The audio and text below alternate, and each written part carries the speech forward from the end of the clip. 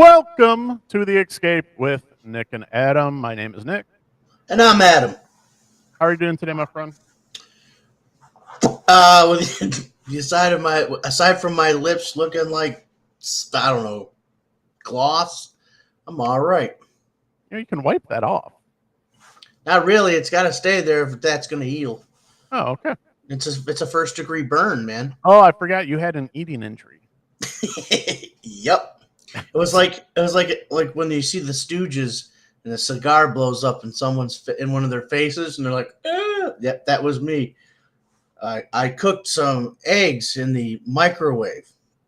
My mother had these Fiesta wares, and I used the teacup saucer, put some cooking spray on it. I've done this 100 times, maybe 100,000.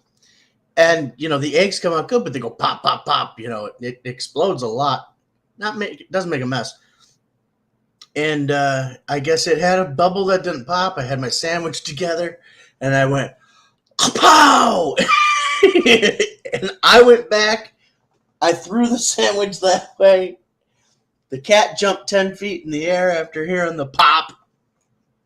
I mean, for everyone at home, this is what it sounded like. You don't have to hold your ears. It's not going to be bad, but I'm going to do it lightly. But it was very loud, and it was, but loud. Yeah, it was like, boom. And I laid that back. I looked around. I'm like, what happened? What the hell happened? My food attacked me. It blew up, man. It blew up in my face. All right. So, Adam, we have news. We hit milestones on Instagram and YouTube. So, thank you, everybody. Thank you. We hit our first milestone of 50 subscribers on YouTube. Thank you so much. We actually surpassed that. We're actually at 60 right now. I want to thank all the new subscribers. And thank all we're up to over 200 over on Instagram. So appreciate all the guys over there, or all the guys and girls over there that who you are, Jules, Neuro Thriller, all those guys that go back and forth and actually comment and actually interact with us. Appreciate all you guys. Adam, for the new subscribers, people who don't know who we are yet, why don't you explain what the Escape is? This is your place. Your podcast to escape into your hobby. And if you like science fiction movies, we're going to talk about science fiction movies. If you like comic books, we're going to talk about comic books. We go deep on comic books because is our thing. We're going to talk about toys on this podcast. Everything as far as under that umbrella of sci-fi, superhero, fantasy. And you know what? No matter what's going on in the world, like in the political arena that day or whatever, sure, we've heard about it just like you, but we're escaping over here just like you. So we're not going to talk about that crap here. Not that it's crap. Everybody, I don't mean something to everybody, but it's got no place here. This is the field. This is the gridiron.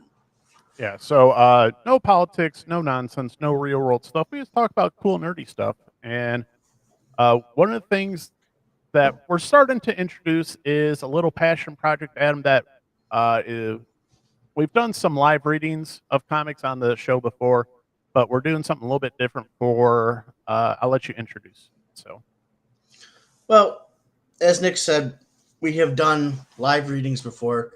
And we're still going to, we're going to finish, A Lonely Place of Dying eventually. But this is going to be a full-blown audio drama. We're going to give it to you in installments. And it's Alan Moore's The Killing Joke, which is, it added another dimension to Batman and Joker's relationship. And it has gone down in history as one of the greatest Batman stories ever told. And Nick and I will be doing the voices of Batman and the Joker. And we've got some people interested in some other characters. And we're looking forward to this. We're going to put our heart and soul into this. Check out the teaser trailer. You can hear it playing now without sound. But it is it's going to be special. and a lot I'm of fun. excited to do it. Yep. So just a little project that we're working on. So keep an eye out for updates on that. But we got a lot to talk about. As the thumbnail said, we might have the worst take of any new movie so far this year. We're going to talk about, is Prey the best of the Predator movies? Some will say it's a quick answer, but we'll get into it a little bit. We're going to talk about Acetate Gate a little bit. We're going to talk about She-Hulk starting up. Adam and I are going to review the first few episodes of Sandman. Mainly Adam, because Adam knows the comic book, and I haven't read it. I just know the Netflix show so far. Ezra Miller apologizes. Finally hear from Ezra Miller. And plus, we'll talk about comic books and toys that piqued our interest, plus some of the comic books that we're reading. So let's get into the first topic. Adam, this might be just the worst take that I've seen in a long time. And that's saying something as far as, as far as actual things in print. Prey outshines Predator in almost every way. And this article is from J.W. Clark from CBR. And I mean, that's a bit of a leap. I will watch this. Listen, I'm going to apologize to the subscribers. I should have watched this movie when Nick asked me to. It was just one of those things. I've heard good things about this movie. I've heard good things from you about this movie. I trust your opinion on movies. There's another person, a coworker, she told me that she thought this was a really good movie. But come on. It's going to outshine the Predator in almost every way. I mean, I know what the Predator is. I know what the Predator is. That's blasphemy. That's a blasphemous statement. In our realm, yeah, for cinephiles and all that kind of stuff, the people who really love cinema and who really love this particular franchise. But when you watch the first Predator, I don't know. I guess they all kind of go like that, but you don't know what it is. You know what I mean? And you discover it with Dutch, Arnold Schwarzenegger's character. And I could get into a whole thing about that. But no, I mean, I'm sure it's good, but no. Yeah, and I thought about kind of doing this for the show. Like, if they're just talking about like 70s and 80s, really before CGI came into the picture, like if there was like a Mount Rushmore of kind of sci-fi horror movies, Predator would be on it. Hands down. And so would the Xenomorph, Alien. Yeah, I say Aliens, you can debate which one. Predator would be on there, and then it would be a debate from there. But Prey's not going on anybody's Mount Rushmore. It's just not. It's fine entertainment. It is. Not taking anything away from it, but it's not going up on anybody's. It might go up on some people's best movies of 2022, but that might also be an indication of maybe how bad cinema's been the last few years, where you're like, just anything that's decent is considered great, and you want to throw it up against, all-time greats?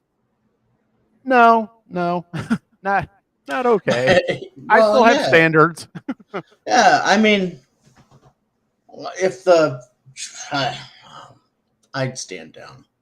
I was going to say, it'd be interesting to see what people who are 25 years old in 25 years think about this movie. You know what I mean? But versus the original. But as far as like what's around like our generation, and even no, this is no way. That's exaggerated talk. That's headline getters. Yeah, and that I posted on our Instagram. I was like, it's just clickbait, or what do people think? And I know like younger people, I know Patrick was like, I loved it. I thought it was great, and blah blah. I was like, cool. Meh. I was like, it's fine.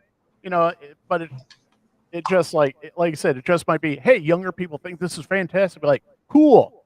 Like I said, give it a few years and then check back in on it, and then you'll see, does your opinion matter? And one of the biggest things, for me, for liking a movie is rewatchability. And I tried to rewatch it over the weekend. I couldn't, because I was just like, this is the problem. This was my problem. That's right. That's it's just little things like that where we watched it with a couple family members, and like, it was funny. Every single person had like a detail that they pulled out, and they're like, "Yeah, I had an issue with this." Like my wife, she grew up with archery, and she's just like, "That's not how you shoot a bow, guys. Like, it's just not." And that was one of those things that drove her nuts. And there's a few story things and character things that irritated me. But I was just like, when I saw this article today, I'm like, you know what? It's great that there is a decent Predator movie that was put out, but just all the, I want to say, follow afterwards, where it's like, oh, it was the first Comanche led cast, and I'm like, guys, it's still just a Predator movie. This isn't Dances with Wolves, Or Last of the Mohicans. Or Last of the Mohicans. It's still just a Predator movie. So let's pump the brakes a little bit here, guys. And they're like, oh, we got a Comanche dub. I was like, I don't care. I was like, that doesn't help me. That doesn't help the story. So that doesn't make it a better movie. I mean, that's cool, but I'm not going to sit down and watch a dub of a version that I'm not going to understand any words of. So, I mean, it would have to be pretty deep to say that. And then, because you're right, because the first thing that like came to my mind too was like, well, Glory. Yeah, just the historical, really like, it ain't got Denzel in it. It doesn't have Daniel Day-Lewis in it. Doesn't have Kevin Costner in it. We're talking, I forget the Mid Thunder. I forget her name, but I know her last name's Mid Thunder. I was like, cool. Thanks. I'm sure she's great. I'd like to see her play a superhero. I'm sure. Well, and now that's one of the other things is a lot of people are saying. I saw one post of her saying they'd really like her as X-23. I was like, okay, let's go. I mean, apparently screw the little girl that was in it before, but all right, let's go. Well, wait a minute, she doesn't have a little girl anymore. Okay, so right. But when did Logan come out? Was that 2017 or earlier? Somewhere around there. 16, 17. Okay. But yeah, that's one of those movies, like, either people love it or they hate it. I thought it was good, but once again, rewatchability for that one is a little bit rough because, I got to be in the mood to watch that one. It reaches, it really does. Yeah. It reaches to touch your heart. Yeah. So, one of the things I did want to get into, Adam, we don't usually talk about collectibles a ton. Like, we obviously talk about comics, but as far as like graded comics, that's not something I really don't get into, and that's something you don't really get into. Just because it gets kind of nasty sometimes. And we have a story. If you have not heard of the Acetate Gate story, so this is from Bleeding Cool News. This is happened last week, but it's just something I did want to talk because, like I said, it's not graded comics. Really, isn't my thing. I've got one graded comic. It's right there, and that's Last Ronin. But I just want to keep people who maybe don't know what's going on, or I just want people to be careful if you're getting into the graded comics game, because it can get pretty dirty pretty quick. So once again, who are Infinite Black of the Black Flag Comics acetate covers? So welcome to Acetate Gate. A quick recap: earlier in this week, Bleeding Cool covered a story of the Black Flag Ultimate Fallout 4 acetate variant cover drama that played out at C2E2. A comic book retailer creating new heat for an exclusive Clayton Crane retail variant comic from last year by stapling a new acetate variant cover on top with patriotic images and label Infinite Black Publishing, then selling them for $85 to $100 at C2E2 against Marvel Comics requirements and instructions for retailers participating in the exclusive variant program. So, real simply put, they had original comic, or not an original comic, an older comic. They put an acetate cover on it to make it, a new variant special edition. And then they jacked up the price on the consumers, 85 to 100 bucks. And then they went out and got that graded at CGC, getting 9.9s and 10.0s. So, the maximum value for some of these books, and some of them are asking for $25,000 to $5,000 on eBay. And then it comes out that CGC didn't know about this acetate cover, so it should have got a completely different label. So you see at the top of the book, it's got they have different cover labels for different things, and this one should have had a different label, and it was totally fooling consumers. So that's obviously that's never a good thing. But Adam, that gets into the kind of our issue with the graded comic game. Now, don't want to say anything against, if that's your thing, that's cool. But honestly, this is one of the reasons that I got out of comics back in the day, because everything was going to graded comics. And I was like, man, I just want a cool book. I want a cool story. But when you get into the whole, going out and getting everything graded, whether, when I was a kid, it was in the cards. Now it's comics. And then people just kind of get into it for the money, and it kind of really starts to get pretty ugly. And then you have the exclusive variants that people are doing, like individual companies are doing their own individual comics. They have to go through a whole process, whichever publisher, whether it's Marvel, DC, or what have you. But it gets pretty ugly pretty quick if people decide to get shady with it.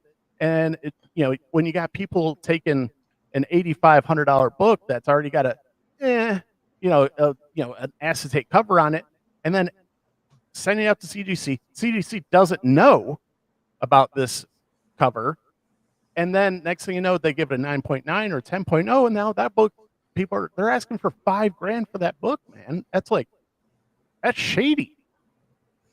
Well, yeah, it's terrible. It's theft. Yeah, this whatever form, you know what I mean? Fraud. Yeah, it's fraud. I mean, you're defrauding your customer base, to make a few extra bucks? But this is perfect for them. This is perfect and it's perfect for other people who might want to start their own grading, because now we need a grader we can trust. Because grading's not going to go away, unfortunately. No, no. It's one of those things. And like I said, I don't get into it myself, but I know a lot of people who do. I say if you go to a comic book shop on a regular basis, they get into it because there's a lot of money that you can make. But man, it can get pretty. Like I said, it seems very shady. It can get very shady very quick. Have you ever looked into the process of grading? Very briefly. So if you got a book, like I had a first appearance of Harley Quinn. I sold it. Anyways, long story short, I was thinking of getting it graded because it was in great shape. It was the New Adventures of Batman number 12, based off of the animated series. Now, it was considered Harley Quinn's first appearance in comics because she had never been in a comic before, but her first true appearance was in the animated series, right? But when they wrote this comic, they happened to put Harley in one of them, and it ended up being Harley Quinn's first appearance. I sold it for $650. And now you can buy it, it's even higher now after the movies and all that. So I looked into having it graded. One of the things that grades it high is are the pages white? Well, that book got taken off the shelf, or didn't even make it to the shelf. It got put in my brother's membership box. He picked it up for me. I read it once. I bagged it and boarded it. There was no storyline to that was ultimate. It was just a series of really cool comics. There I am on the internet one night, and I see it, and I'm like, why is that comic worth so much? I have that. So mine was in great shape, and it hadn't touched the air since 1993. And pages were white, all that kind of stuff. But here was what stopped me.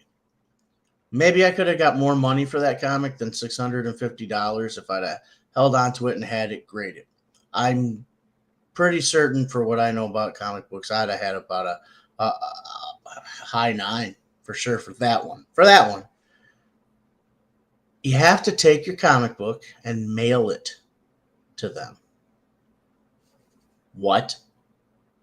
Okay, look, I buy comics online, but you got to take great care of a comic. I'm not buying the first appearance of a character, on eBay without certain kind of guarantees.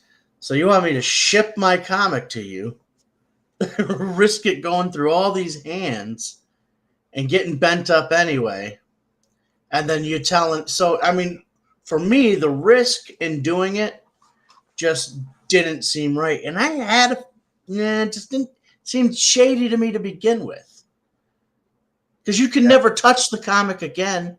Once it's sealed, you can't take it out. For those of you who don't know, it's this right here in the background of Nick's studio there. That graded comic, it is hermetically sealed. It doesn't, no air gets in, nothing gets out. It's called slabbed. So okay, very good. I did not know that. So how do we know that it doesn't have 3 pages missing? Well, and then there's also there's also another sub industry that came out of that is pressing. So you think you got a decent book, it's got a cute few little creases into it. You can send it off to a presser. They'll put it in. I don't know exactly the process, but they'll get those little creases out and they'll go through another, it's a whole another sub industry that's popped up from grading. It's just like, I'm not a big fan of graded comics. I just want to read the stories. I want to have the books. I want to touch the books. And when, hey, in a decade or two, hey, I want to show my son, my grandkids and say, look at these cool things, instead of always on your phone, which I do that anyway, but that's not the point. But I like having the comics in my hand. And like you said, there's a few books I really don't care that much about. But yeah, I thought about going and getting them graded. But I mean, you got to send them out. It usually takes months. And like I said, you don't know who's touching it. You don't know like the process of, the comic books are waiting to be graded. Like and I'm sure there's CGC, if, people who know the process, it's very safe. But at the same time, it's like, man, you're talking a lot of money that can be made off some of these comics. And especially for, nerds like you and I, where it's like, no, that's not just some paper. That's a story, that we really enjoy. So, looking back when I sold that comic, which was like circa 2016. Okay. To be fair, I didn't Google where to get your comics graded, but I did check at all the local comic book shops because I thought, who would know better? And not one of them said that they like offered it or that it, if there was one local.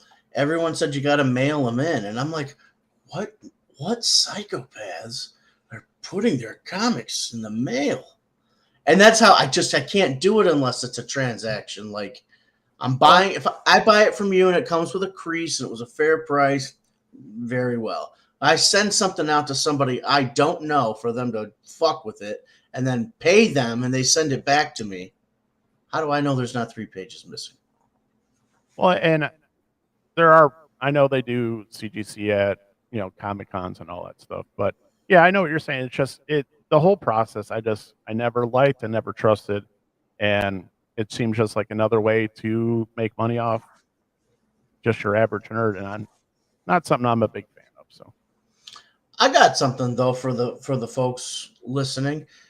For anyone listening or listening live, or you decided to listen to this on another day, maybe you just discovered our new stuff and it's 2027, and you're seeing this vintage episode, and I'd like to know How you feel about grading?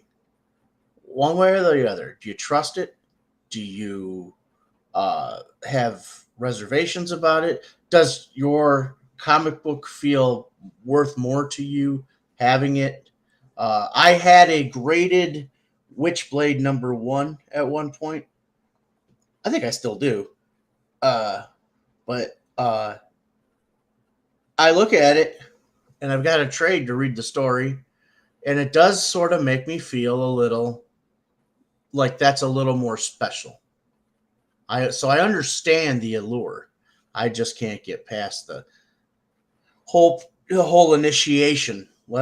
So that's my thing. But anyone, chime in. Let us know what you think of grading comic books. Yeah, I say I've only got one, but I also have another copy that's like a 3rd edition print. But I just wanted a graded first edition of Ninja Turtles Last Ronin. But like I said, I still have another copy that I can go and open up and read anytime I want to. Plus, oh my gosh, I was at Barnes and Noble and I almost grabbed the hardcover edition that has all the Last Ronin issues in it. I was like, oh, I don't need that right now, but I want it. I want it. I want it. I want it. So might have to wait until payday. But like, you can't even find that on IDW's website. That's a hard book to get, the hardcover. Yeah, with all the issues in it. So I really just thought now that I had to think hard. Would I send off my first print of The Dark Knight Returns #1 to get graded? No. Okay. No, I wouldn't. All right. So. I would not. So therefore, I'm not going to send off anything else. All right, Adam. Moving on. We finally heard from Ezra Miller, and he's sorry. He's sorry. I'm sure that he is, especially if he has hit a moment where he's realized that everything has spun out. Now, as people are trying to put a spin on it, I hope he gets the mental help that he needs. He's another human being. He's got to face what he's done. But we're done with the Flash. I don't want to see him back as the Flash. I didn't want to see him as the Flash in the first place. But all that said and done, I think he crushed it in the Justice League Snyder Cut. I think that he was underserved in the other one because he did a lot better. Making him a buffoon during that death scene, Joss Whedon made a choice to do that. I don't understand that. Whereas Snyder was like, they had him as Barry Allen saying, no, we have to try this. This is for science, like that's what he would do. But this has been a circus. I hope it ends right here for all those involved and he starts doing something good. Yeah, so from Variety, I want to apologize to everyone that I've alarmed and upset with my past behavior. I'm committed to doing the necessary work to get back to a healthy, safe, and productive stage in my life. So you said his people. Let's be honest. This is WB. WB is doing their best to save their investment. But do we know for sure that it is WB? No, but this is me strictly assuming because this is what happens when David Zaslav has something that he thinks he can make money on. He's like, oh, we're going to do everything we can do to put, whatever we can do to make it look like Ezra Miller is a competent, not psychotic person. So I'm going to go out on a limb. This is WB completely trying to save and cover their butts and their investment. If that's the case. Because there's been nothing but positive responses from Flashpoint. So, yeah.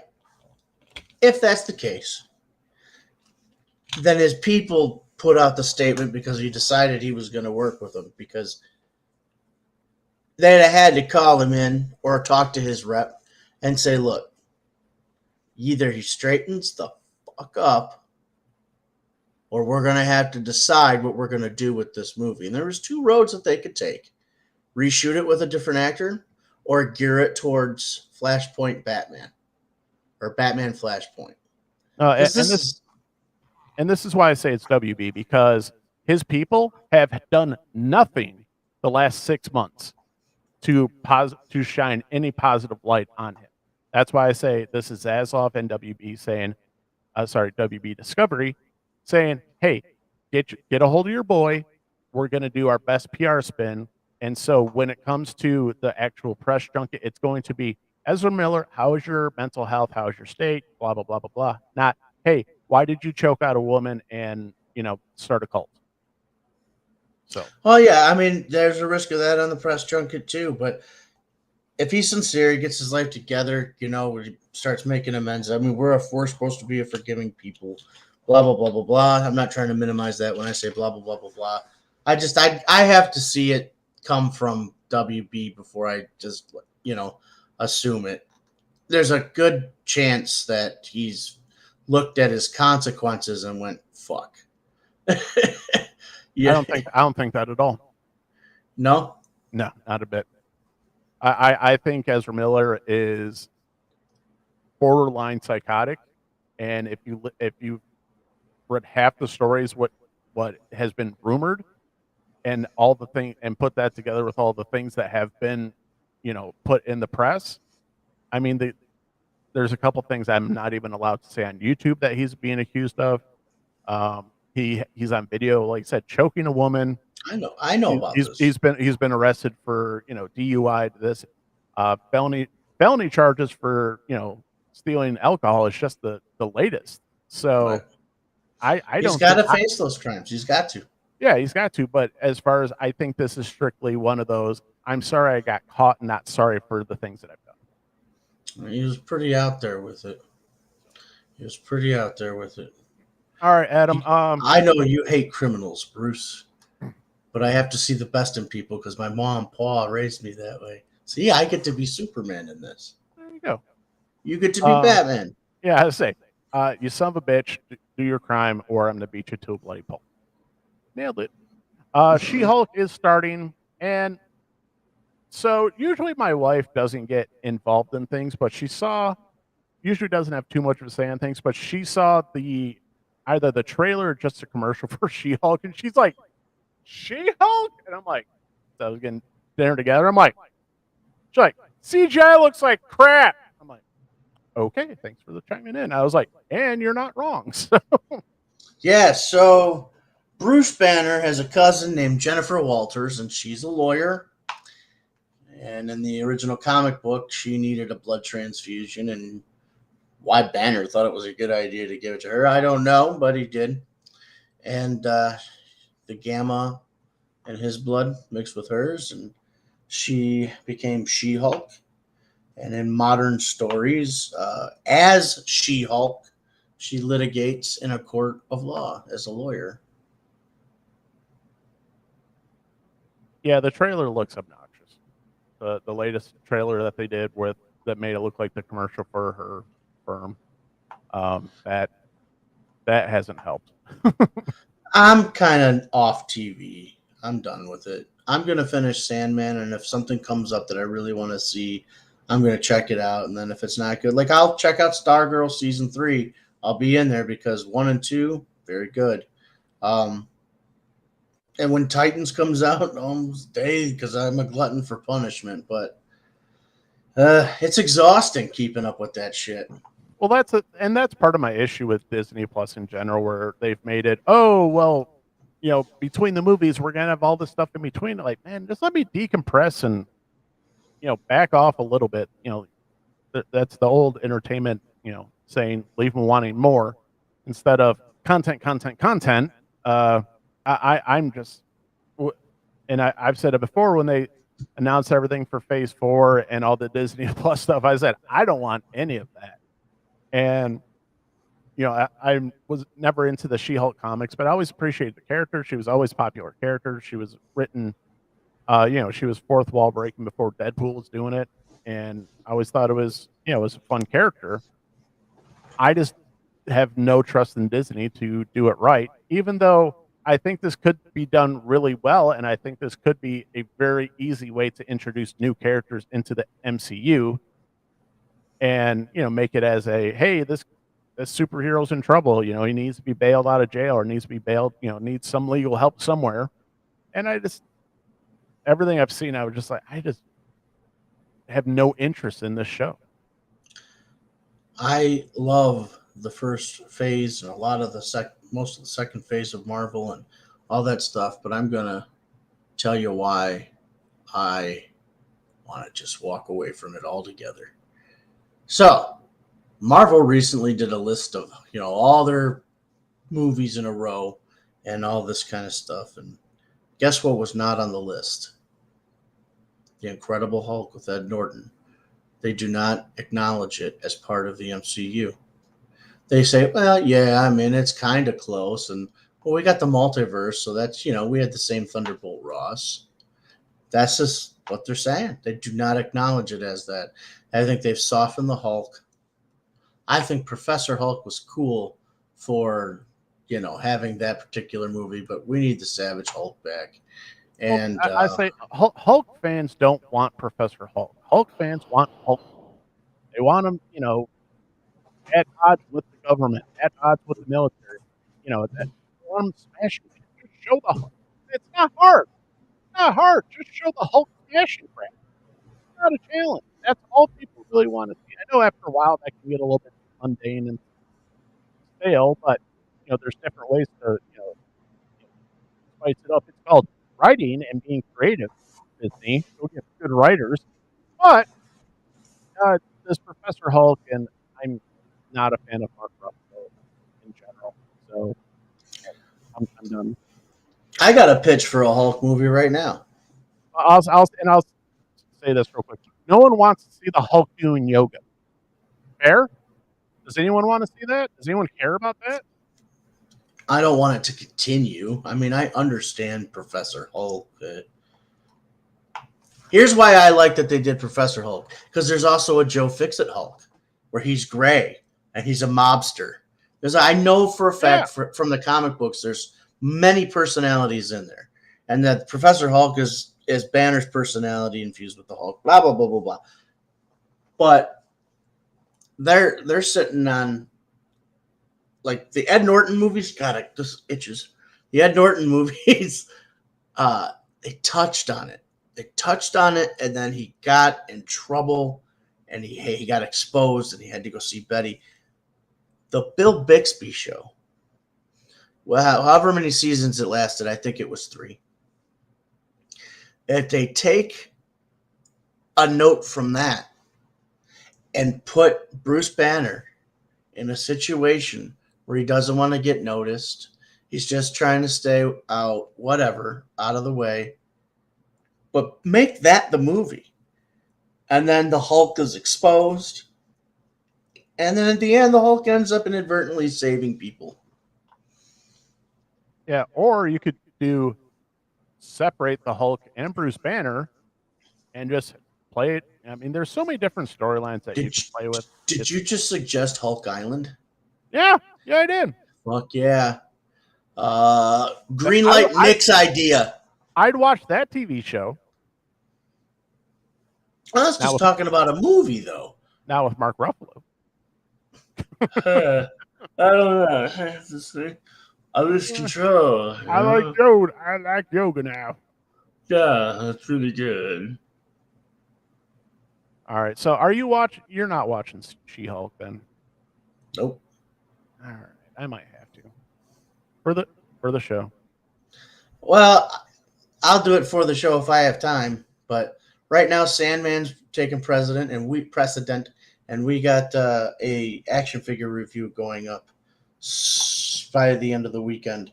So, all right. And let's speaking of Sandman, I've only gotten through the first 3 episodes, so let's do that. So what do you think of?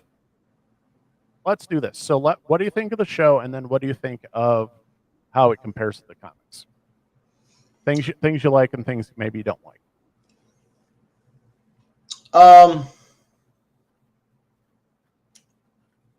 Okay, there's one thing I don't like a lot.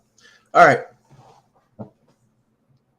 You know how, like, there's live action adaptations, that's what this is. And so I've always been a big fan of Interview with the Vampire.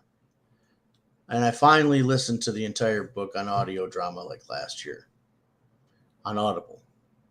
And I was like, holy shit, this is like very close to the movie. The movie was very close. It changed a couple things to make the script work.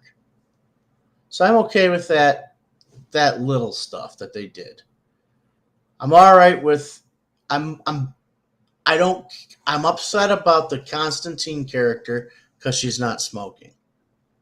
And I'm sorry. This is all. That's one of the things I said. I'm sorry. This is not material for children, so she should be smoking all the time.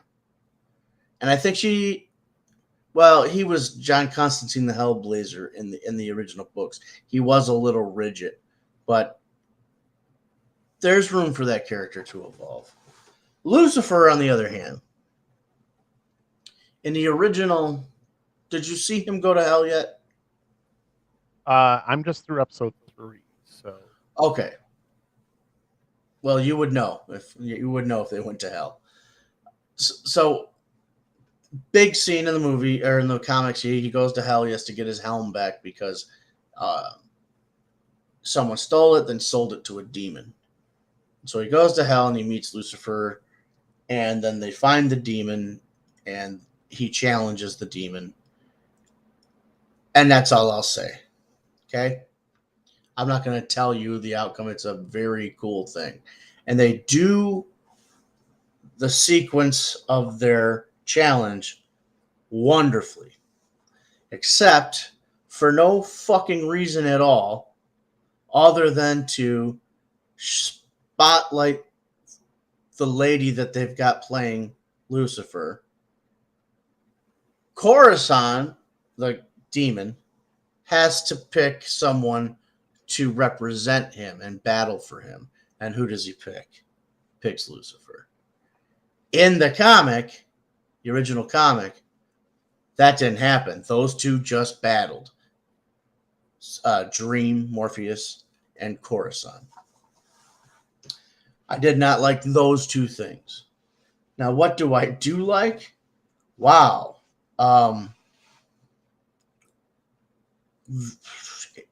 It's everything the comic,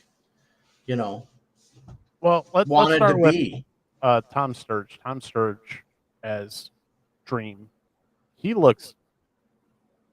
might be one of the more better comic accurate, especially as far as the TV show goes, that we've seen. Besides maybe Mickey Rourke as in Sin City. Oh yeah, Marv. Mickey Rourke wasn't in That, this. But Tom Sturridge, he just looks fantastic as Dream. And he acts and pulls the role off well. I mean, it is spooky how good that is. And I'm glad you brought up Sin City because Robert Rodriguez and Frank Miller, and was it who was the other director, or just those two? No, I think there was another one. I know they did the bulk of it, and I think Quentin did a few scenes here and there. He helped out on a few of the writing scenes there, but it was mainly Robert Rodriguez and Frank. Yeah, talk about the cinematography reflecting exactly what was on the page. I mean, that's what this is doing. Just kind of a lot like Snyder's Watchmen. Snyder changed something in his Watchmen too. I don't agree with, and that was the ending. But it was kind of a cooler ending in a way. Yeah, I haven't read all of the Watchmen. I know the ending it's supposed to be the giant squid monster or whatever, right? A giant squid monster gets dropped on the city. Yeah, and I think that's a little tougher to explain than, we just nuked the place. It's fine. So everybody like, where the hell's that squid monster come from? Be like, just drop the nukes. Drop the nukes. It's fine. It's the HBO Watchmen show addresses the squid situation very well because they have people who survived from it, people who lost people from it. It was this big tragedy. But the thing about it was when the squid hit, I don't know if it was the portal that opened that dropped the squid, or it was the squid itself, but it made this ringing sound that blasted people's ears out. And yeah, that part of the Watchmen TV show was really good. You brought it up. You touched on a few minutes ago. Jenna Coleman as Joanna Constantine. That's one. Constantine's one of my favorites. And when you kind of mess with that, look, say what you want to say about race swapping, gender swapping. It is what it is. She's playing the character. Yeah, you had better pull off Constantine. You'd better do it right. And even I'm like, you're even like, at least give me the trench coat. Even the trench coat, I'm like, oh, it's a little soft. Like the trench coat. I'm like, give me a roll up your sleeves, like been through hell, trench coat. Smoking and doing the whole thing. I think she pulled off the, being very curt and kind of a prick, but Yeah. to an extent, like certain ways, I think that still should be a man's role. I'll say it. Constantine is the smartest person in the room, even if Right. Batman's in the room. Right. Because he doesn't give a shit. He deals with forces that Batman has to dabble with. He deals with. And he's going to hell when he dies. At least he thinks he is. Right. And he's got it. And he knows hell's a real place. Keanu didn't. Huh? Keanu didn't. No, he didn't. Just to twist that knife a little bit more. But that pain has got to be captured. That the spirit of, well, whatever. And then, that kind of, I want to try to win my soul back.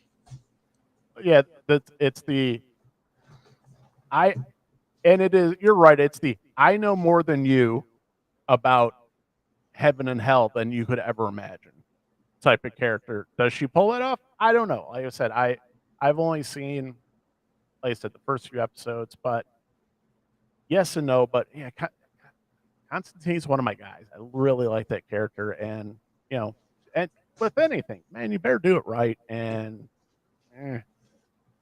we'll see. Yeah, I'm surprised they did that and took a risk like that.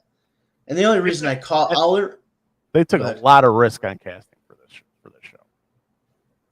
Well, yeah, I mean, even Death is I'm interested to see what she's going to look like, because in the comics, Death looked like Winona Ryder. I say between Death and Dream, those are the two most iconic. Just looking, you saw them on a page, be like, oh, that's Death and Dream, or I was ignorant to, oh, that's Sandman. But the biggest fans of the show,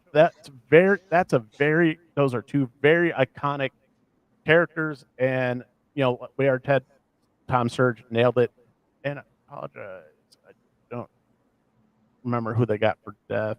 But yeah, that's gonna be a lot of Kirby Howell Baptiste. Probably saying that wrong, but as Death. Well, if she does it right, I'll be fine with it. You know what I mean? But as a comic book fan, not even like a purist, you want to see the pages jump out at you. You want the thing that you read about and that you feel like you can almost reach out and touch to be the thing. You know what I mean? Changing her race. I mean, really, she could appear any way she wanted to, but the art that Kelly Jones had on her and all that. I mean, she looked like Winona Ryder, or any gothy, at that time. Looks like Beetlejuice, Winona Ryder. So yeah, very poppy and just an awesome character. I have to talk about, and give me the right to be wrong, I think Jeff Johns wrote this. It was an Action Comics 900 or something, and it was Action Comics starring Lex Luthor, and he dies. He dies in the comics. He meets death, and they're talking, and he's doing everything he can to get out of it, talking about money. She's like, she's like, no, it's this. You've done it. You're done now. This is it. And he sits down. He says, "This is not it." He's freaking out. He's pissed off, and he sits down. And he goes, "I feel helpless. I don't feel helpless." And that's really all I really can take away from that. But it was incredible writing with that character, man. Yeah, so we're gonna keep covering Sandman. You know, Adam's already on episode 6. I got some catching up to do, but moving forward, we're gonna keep covering the show, and then we'll eventually have a wrap up of the Sandman show. So check back for future episodes on that. But any last words for Sandman? Yeah, check it out. It's really, really good. And if you're on the fence about it when you watch it, stop watching it. I mean, you don't have to like anything that I like, but yeah, I really like it. Yeah, but the biggest complaint that I think everyone has said, it's really slow, and if you need action packed, this is not the show for you. It's obviously very character driven and a little bit slow, but I agree with you. It's very good, but it is at times incredibly slow. So. And the book was like that too. A lot of exposition. Yeah. A lot of exposition. Yeah, a lot of exposition. Otherwise, a lot of words, not a ton of action. So, but anyway, you got to read them out loud to remember them. Yeah. So, all right, Adam. Was there anything else you wanted to bring up today? I didn't see the pictures of Wednesday Addams, but it's something. It's proof of life that this show is coming soon. The Addams Family, Tim Burton's new project. I'm really excited about that. I love the Addams Family. I love the Munsters. Rob Zombies is coming out. I'm prepared to see that, but I'm still excited. Yeah, man, I can't wait. I can't wait for the fucking, and it's Tim Burton. I couldn't stand Tim Burton for the longest time. I felt betrayed by him, because here was Batman, and then I would be like, "Oh, Tim Burton's doing Edward Scissorhands." This ain't nothing like Batman. This is stupid. So I just couldn't dig him for a while. But as I got older, seeing Big Fish, I owe a lot to watching. I owe a lot to him putting out the '89 Batman. So there you go. Yeah, Tim Burton's kind of hit or miss for me. Like I said, there's Real Big Fish is classic in our household. If it's on, we're gonna watch it. But not everything I'm the biggest fan of. So was that the whole family? That's the whole family right there. So shit, man. Is that the guy as Gomez? The guy. Yeah. All right, hold on. Let me close. I can't think of his name. All right. So for the cast of Wednesday, so we have Wednesday as Jenna Ortega, Christina Ricci. They don't have a title for her, but Luis Guzman as Gomez Adams, and then Catherine Zeta-Jones as Morticia, and who they have as Pugsley.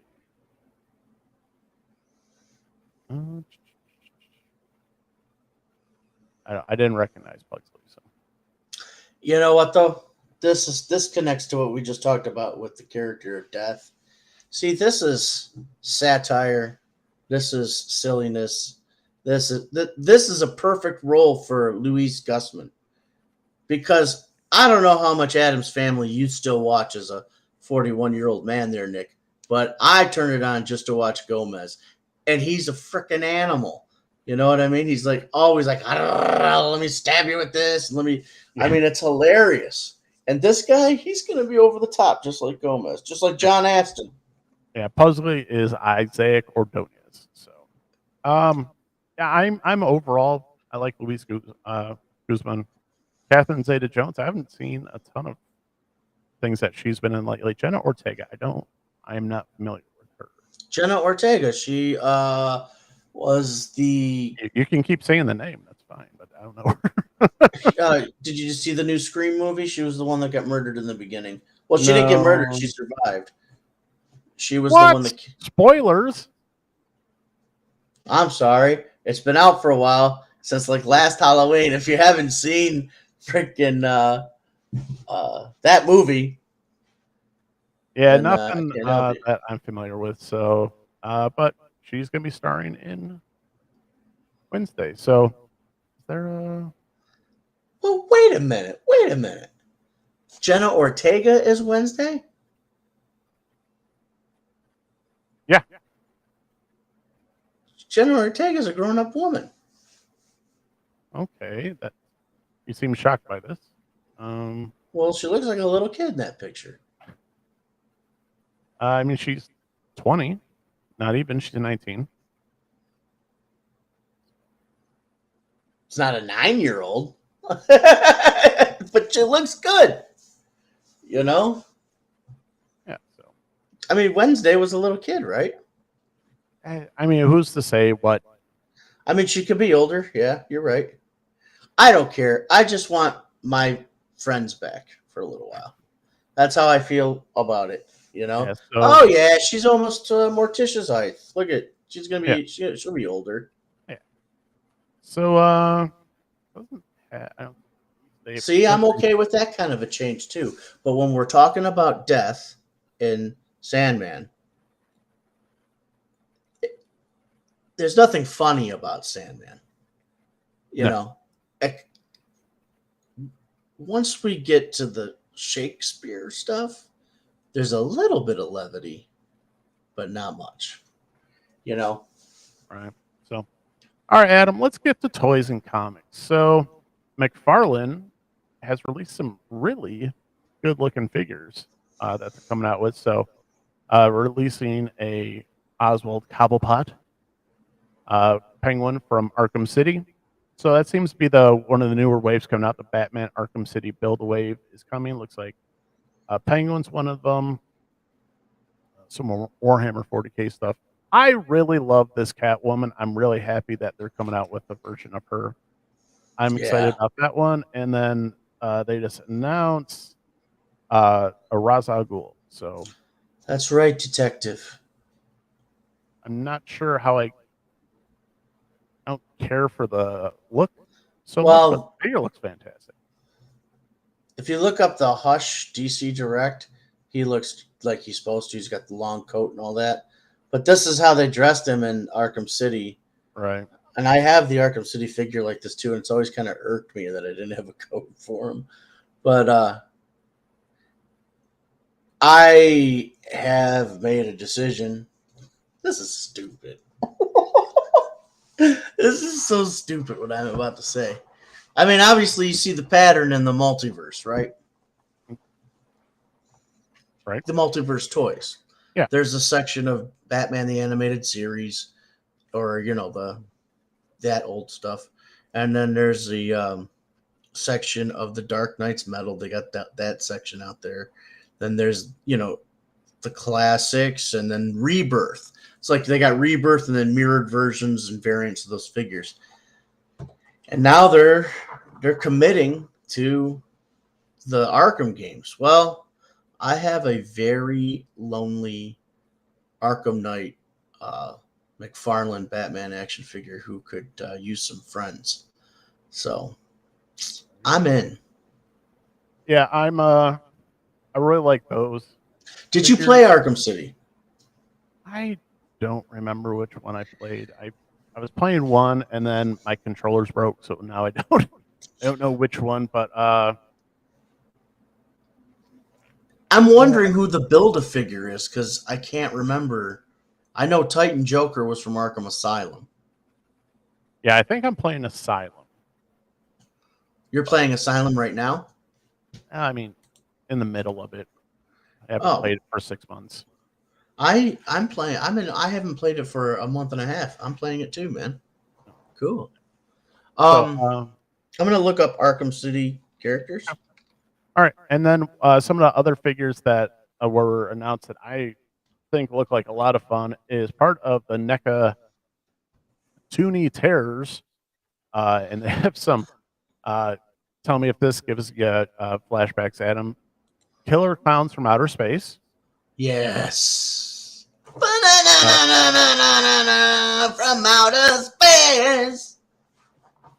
And then let's see here what else they have. So they have some They Live figures, Teen Wolf figures, and I am not familiar with the Beauty of Horror. So that one I don't know, but I really like the They Live ones. Those are just cool because anything They Live, I'm okay with.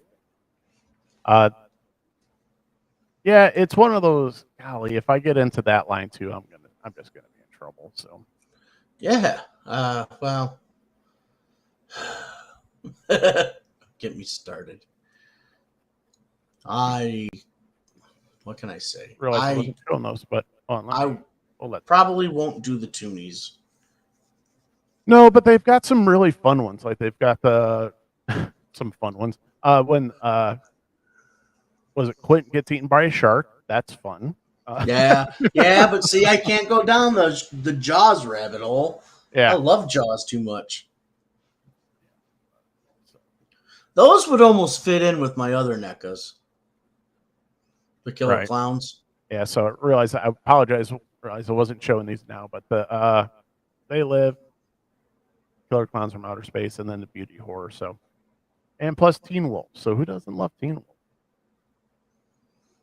We went to high school with a guy I still talk to. He loves Teen Wolf. That's fun. I was. Yeah. Soul Facebook. And he loves the Lions too. Oh, God bless him. No. So I'll text you his name so that way, I don't drop anybody's name who doesn't want to be dropped. Good guy though. All right. So all right, any other toy news you want to talk about? Oh, one thing. I did not do the hiss. I couldn't do it. Couldn't pull the trigger. And I have a reason for it. So when we were coming back up from our vacation, I stopped at, was it Big Ben's Comic Oasis? And this is part of my problem with them re-releasing vintage toys. That was part of my reason why when HasLab did the Rancor, I was like, hey, if you really want a Rancor, you can go on eBay and get one for like $75. They had the vintage Hiss toys at Big Ben's Comic Oasis. And guess how much they were at? Just $100. Huh? $100. 35. Yeah, but it's not 1/12 scale. No, but it doesn't have a cool laser. Laser. Yeah, it's got that laser light with the Cobra symbol on it. Yes, I realize that. But anyway, point is, so even if you don't want to get on some of the HasLabs, there are still a lot of vintage toys out there to be had, and they had a bunch of them, and they were all like $35. I'm just like, if I really, really need a Hiss, I can get one for cheaper. But also, I've already, thanks to Uncle Tim's channel, he's posting some people that already have theirs up for sale already, even though like the sale just finished and it's not coming out till like next year. But it's like $450, $500, and I'm like, and that's right around what I would expect. That's not too terrible as far as second market value. So that's what it's going to be at that guy's place? No, he was just posting some of the people already have it up on for sale on eBay for a toy that's not going to come out for 6 to 8 months on a, possibly a year. So. The Nightfall Batman keeps going up and selling out. Yeah. Amazon and Walmart. Somebody posted on Instagram the other day, Nightfall Batman's back on Amazon. Yeah, those go freaking fast. So. Yeah, I want one. I want a Hiss. I'm never gonna own it. Well, unless I pay down the road. But Well, I that's the thing. mean, So if you wanted one now, it would cost you about $350. So I figure between 450 and 5, not terrible as far as markup for secondary market. I wonder how much the Eternia playset's going to be. That is a good question that is coming up, and I've heard anywhere just people completely speculating, and I think I forget the stream I was watching, but between 350 and 5 somewhere also. That'd be fine because I'm pretty sure Castle Grayskull from the classics line, the big one, uh, I think that went out for 600. So I won't have a choice, but if I want it, I'm gonna have to. Well, if I'm gonna get it, it'll have to be there because that shit's just gonna. I mean, the hiss is still gonna go through the roof eventually. Yeah, right. Yeah, and I don't know too many people that the resellers, because I know a bunch of people will do the pre-order and then you can get it from them, but I don't know what their markup is at. Hmm. But all right, let's get into some of to what we're reading. You got anything that you're reading? Plan on starting the Ninja Turtles Last Ronin, and I have been reading up on Blue Beetle and Booster Gold. And of course, excuse me, viewers, subscribers. Um, I'm all old timey talking. Of course, I'm reading The Killing Joke again, Nice. which I don't know why I could recite it Right. almost. So, one of the things I'm reading is the Black Label Aquaman Andromeda. This is issue 2.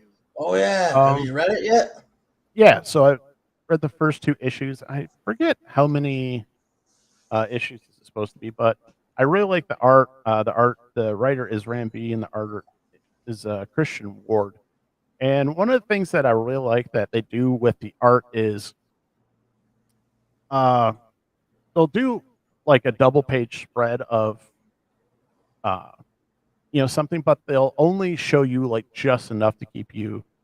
They really focus on what they're trying to see because it all takes place under, deep under the ocean, Under the Sea. under the sea, and then well, I'm trying to show you an example, but so that you only see just enough, so it looks murky, right? So and everything that you can only see so much while you're under the sea, and they really do a good job with that.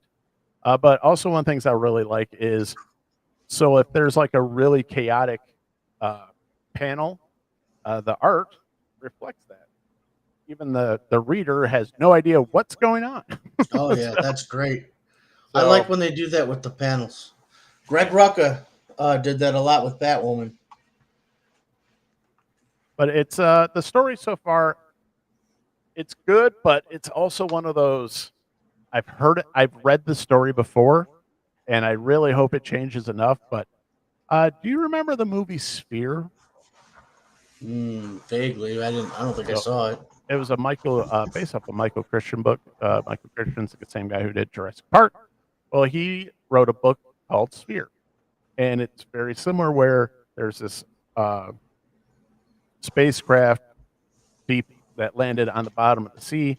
They send a team to the bottom of the sea to investigate, and it's very similar to Andromeda, where certain things happen, and it's yeah, it toes that line of Ramv, and you had better make some changes here, or might have to start getting Captain America over here to check the BS meter. So Really?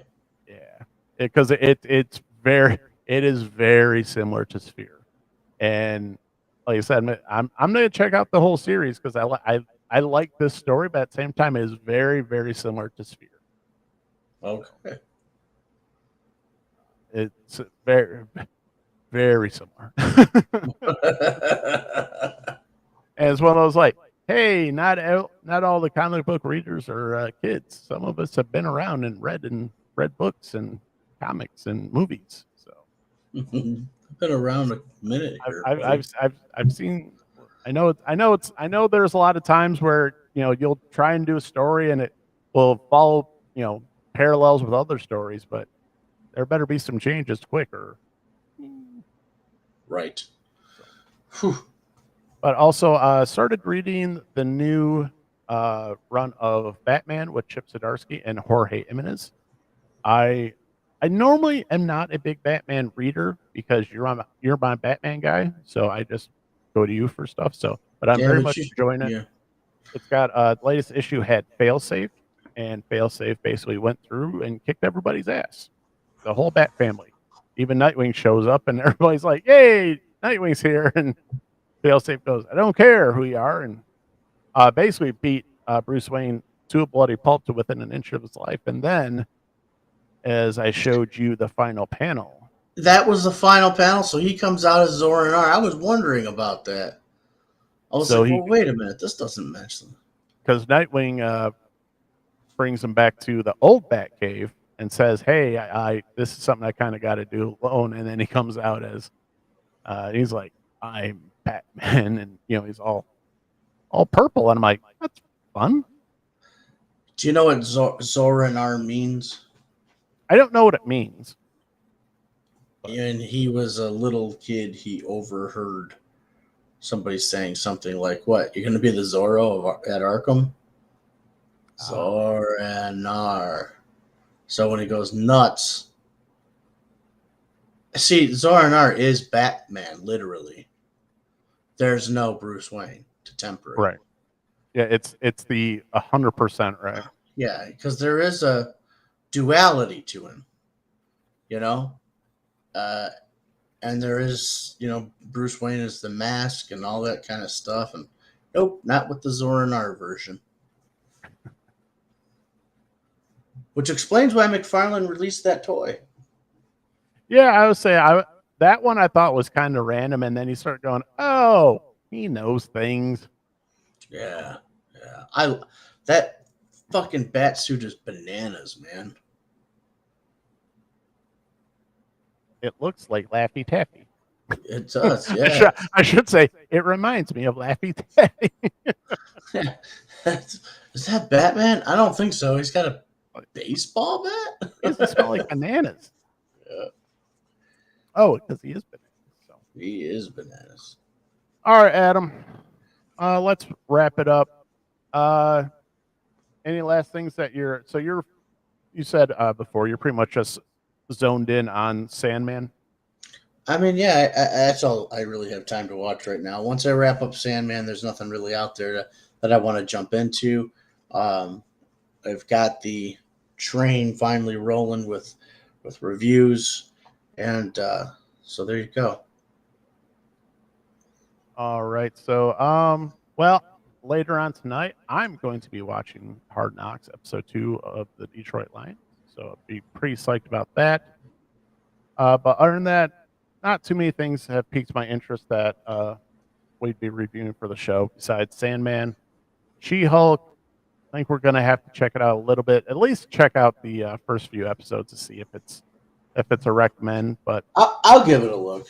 I'll definitely give it a look. You know why? Because I wanted to see Jennifer Walters on screen anyway. Yeah, so I didn't think I'd get it like this. Oh yeah. But other than that, I think it's time to wrap it up, Adam.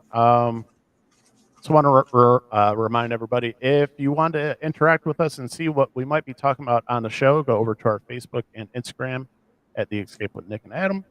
If you like what you've heard so far and you want to follow us more on either YouTube or one of the podcasts, please subscribe. We are at The Escape with Nick and Adam. We are on Spotify, Apple Podcasts, Music, Amazon Music, and Google Podcasts. And along with Amazon Music, that includes Audible. So check us out. and download an episode if you like what you hear, and if you want to take us with you and listen to us while we're in between shows. So, but other than that, I just want to say thank you to all the new subscribers, and hopefully see you soon or see you around. Yes, thank you very much.